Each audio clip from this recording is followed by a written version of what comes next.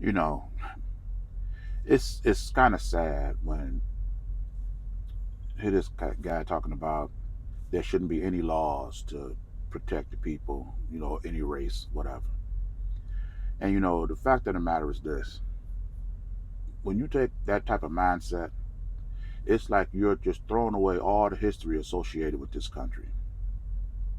You have to remind yourself, why are these laws in existence in the first place? It is because white people are the most ill behaved people on the planet. And these laws have been put in place because without these provisions, there was nothing separating society from the brutality of whites. They were able to come into this country and like I say, march natives from Florida up to Oklahoma with smallpox in the blankets, saturated with it. They were able to drag Africans from Africa to the United States and enslave them for 300 years. Why? Because there was no laws that stopped these people from doing it. To sit up here today and to say that there shouldn't be any laws, you have to think, why are they there in the first place? The only way anybody can be nostalgic about living in a land where there was no law. Can you just imagine living in a land where there's no laws that was necessary to treat people with dignity, honor, and respect? What land would that have been? It would have been this land right here. But only one thing happened. Europeans came here and flipped the script. So if you want a land, to live in a land that had no laws necessary to govern a person's brutality, then either white people should have never came to this country or they should never have come to power. It's just as simple as that. And now, after hundreds of years of being in this country, and you witnessing, like I said, this brutality of these people have never stopped. And now you want to take away diversity, equity, and inclusion right now? Based on what?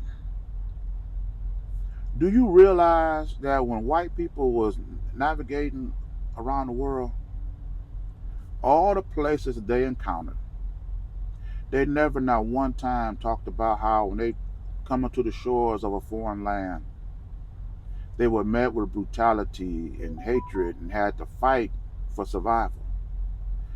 Never. They were always welcomed. And what did they do in return for this kindness? They tried to enslave, corrupt, take over. Like I say, it should be terrifying to anyone that want to talk about taking away diversity, equity, and inclusion when it comes to employment, hiring, promoting, pay. It should terrify you. And Donald Trump is saying that he wants to. His reason for taking it away is because he wants this country to be a merit-based society again. Well, when was it ever a merit-based society when you people have come here and took everything from every other race of people, called it your own, then made laws and govern in a governing body and an economic system to oppress the people? When has it ever become a merit-based society based upon white people ingenuity? It's never been. And then let's say Donald Trump was 100% correct, and he truly wanted America to be a merit-based society, and they hired the best and the brightest. Once they do that, what do you do with the rest of the people? Once all the jobs are filled with the most educated, the brightest people available, what do you do with the rest of the people? You see, this is the problem when you elect a president that just has common sense. He always brags about his common sense.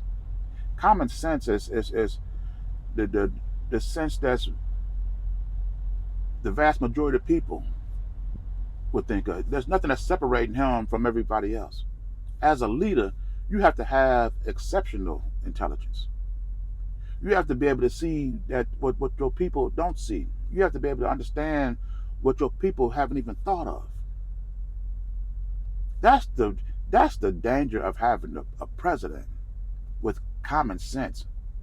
You can go to any bar, in any club, and his thoughts will resonate through that. Common sense is so dangerous when you have a society that's in the state of this country right now, that you can elect a president with felonies, with sexual conviction, that's a notorious liar, that then cheated on every wife he ever had, cheated workers out of pay, and you dumb down the voting pool so that now that you have, I don't know how many millions of people actually voted for this guy because they felt that he was the right guy. That's the danger of common sense. And the last point this guy trying to make with the Statue of Liberty says that that's the poem and it's not policy. I love how they try to mitigate things to fit their argument. But the fact of the matter is, the Statue of Liberty been in the waters off of New York since 1885, 140 years. 140 years the Statue of Liberty has been calling out to the world. If you cannot make it in your country, come to the United States, the land of the immigrants. You can find a better way of life here. 140 years. At what point in time does that poem become policy? How long do you think if you can just walk up to the Statue of Liberty and take it off, would the government allow you to do that? No. So if the government supports the Statue of Liberty, then the government, that poem that's on the Statue of Liberty is government policy. Period. So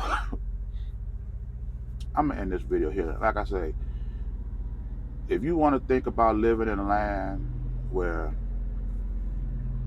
there's no laws, and that's a wonderful thought, that no laws are necessary to treat people with grace and dignity, then you have to think of a land where white people have never been or never came to power. It's just as simple as that.